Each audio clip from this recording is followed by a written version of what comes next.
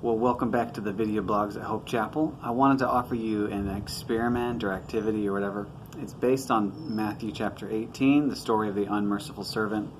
Peter goes to Jesus and he says, Lord, how often will my brother sin against me and I forgive him? As many as 7 times?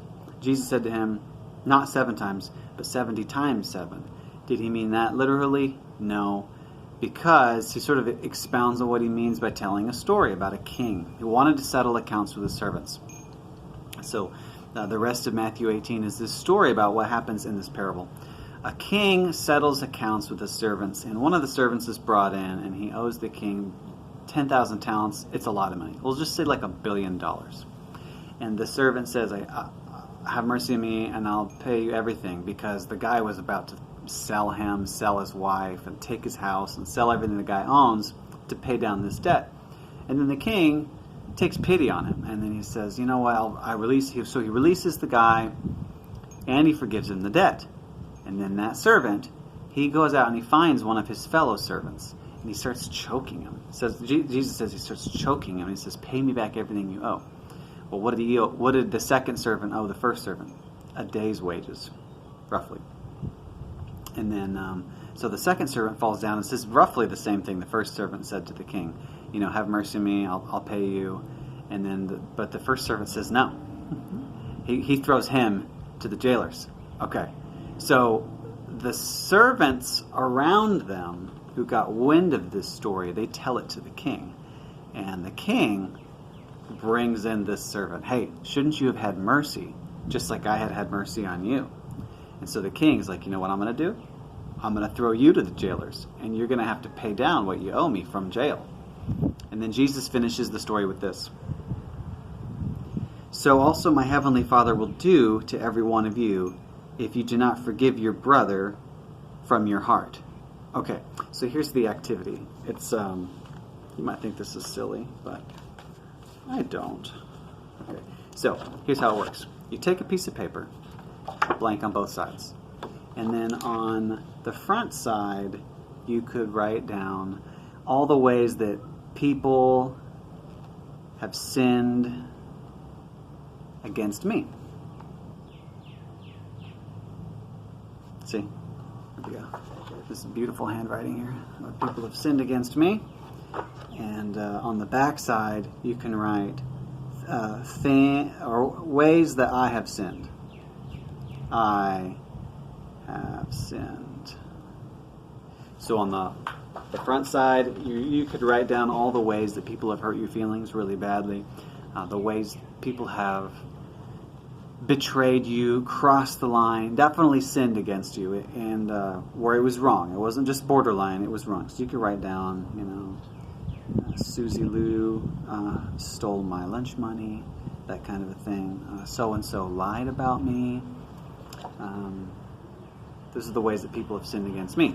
And then on the back, I can write down all the things that I have done. I've sinned against God and my fellow man. Okay, here's the thing. The game, once you've done it, you have this filled out all over, probably all over on both sides. And then the question is sort of, what are you going to do? Are you going to let go of this piece of paper and throw it away into the kingdom of heaven where there's forgiveness abounding? Or are you going to keep the paper? Because if you choose to hold on to the ways that people have sinned against you, then you have no right to dispense with and throw away the idea of your own sins, to walk in a clean conscience before God.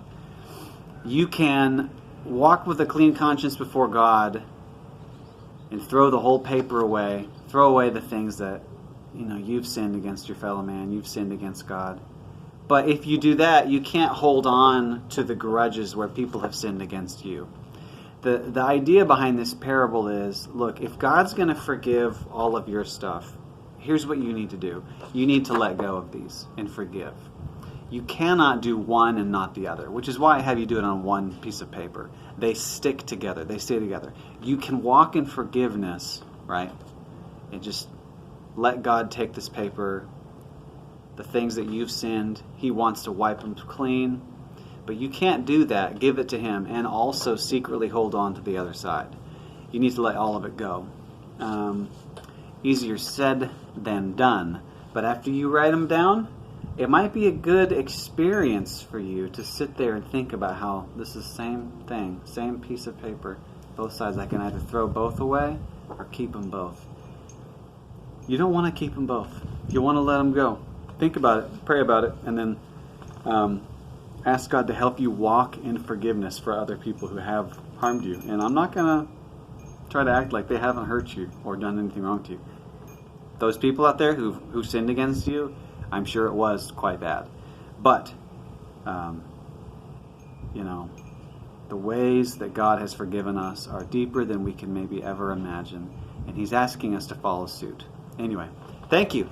Hey, if you do this exercise, please write in the comments below what it was like for you. If you want to, you can make a response video. And go ahead and smash like and subscribe to the Hope Chapel channel. Again, I feel no shame asking you to subscribe because it's not my channel. This is Hope Chapel's channel. So it's like you're doing it for the Lord. So seriously, subscribe. I'm watching. Thanks, guys. P.S. There's probably going to be some questions, like how perfectly do I have to forgive in order to walk on a clean conscience before God? That's really not... The point of the parable is not for you to introspect and decide that you're walking in sin before God because you didn't forgive everybody perfectly. Honestly, who's the perfect forgiver? It's God. You're going to forget something. You may still hold on to some emotion because of the pain of what somebody did to you. Look, all of that is like a lot of nuance. The point of the parable is Christ has forgiven you generously. You've been forgiven so generously because of the cross. Walk, therefore, in a generous forgiveness. And we have no right. We have no right. We've been forgiven by God through Christ. We have no right to hold on to grudges. We have no right to hold on to other people's sins. The point of the parable is not to turn you maybe into a religiously zealous introspector to see if you've done it properly in your heart. I may have opened more cans of worms than closed cans of worms, but I just thought I'd say that, and then we could maybe do in another video, what does it mean to truly forgive? Does it mean that you no longer, that you've basically become a stoic philosopher? Yeah.